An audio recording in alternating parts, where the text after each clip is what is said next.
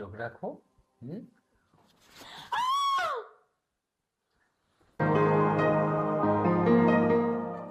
এই, কি করছেন? কাপড় খুলছেন কেন? নো। আরে বাবা, এই কাপড়গুলো যদি না খুলি অনেক কষ্ট হবে, তাই খুলছি। ও, এই কথা। হুম। আমি তো আর কাপড় আনি নাই, এগুলো খুলে ফেলে পরবো কি? আমি তোমার এই কাপড় খুলে নিয়ে ও, তাই বুঝেছি। হুম। ওরে বাবারে! আহ, গেলাম আমি। না, আমি থাকবো না।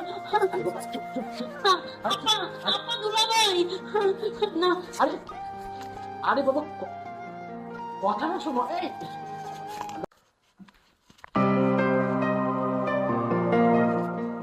আপু, এত তাড়াহুড়া দরকার কি? দুলা ভাই, তুমি তো জানো। আপু তুই কিছু বললে বল, নইলে কিন্তু আমার সহ্য হচ্ছে না, আমি রুমে যাবো। না, তেমন কিছু বলবো না। আপনি বলতে চাইছিলাম, মেয়েটা তো অল্প বয়স, পরিস্থিতি একটু মানে আস্তে ধীরে যাচ্ছে। আপু, তুই কিন্তু ভারী দুষ্টুমি করছিস। দুলা ভাই, তুমি কিছু বলছো না কেন?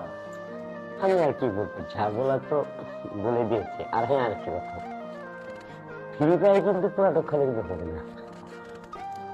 আচ্ছা, ঠিক আছে, তাহলে আমরা ভিতরে যাই। আচ্ছা, এত ঘাবড়াবে না, আপনি যথেষ্ট বয়স হয়েছে, আমি সব সামনে নেব।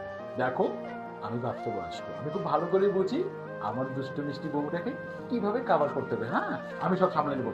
এখন যেতে দেবে না, কেন লেট করাবে? আচ্ছা, যাও, তুমি ভিতরে যাও। না না না আপা, আমি যাবো না। এই লোকটাকে বেশি সুবিধার মনে হচ্ছে না। আরে কি বলছো তুমি? হ্যাঁ, ওখানে কি? ঠিকই বলেছে, আমি সুবিধার আছি। দুলা ভাই, তুমি যে কি বলো, আসলে একসাথে তো থাকবা। এখন যেহেতু তুমি ওর স্ত্রী, যেহেতু তোমার আপা, একটা কথা বলি, আপনার দুলাভাই চলেন না, আমরা একসাথে চারজন ঘুমাই। আমি কি বলতেছো, আমরা চারজন একসাথে মানে আসলে কি মেয়েরা বিয়ের পর না স্বামী স্ত্রী যখন এক হয় তখন একসাথে থাকতে হয়। যেহেতু তোমার স্বামী, তোমরা এখন থেকে সবসময় দুজন একসাথে থাকবে। আমরা তো পাশের রুমে আছি, সমস্যা কি?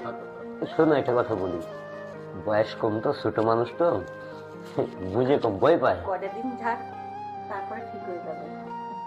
আচ্ছা আপু, তুমি বুঝিয়ে পাঠাও তো, আমি সব ম্যানেজ করে নেবো। আচ্ছা, তুমি যাও, ওর সাথে যাও।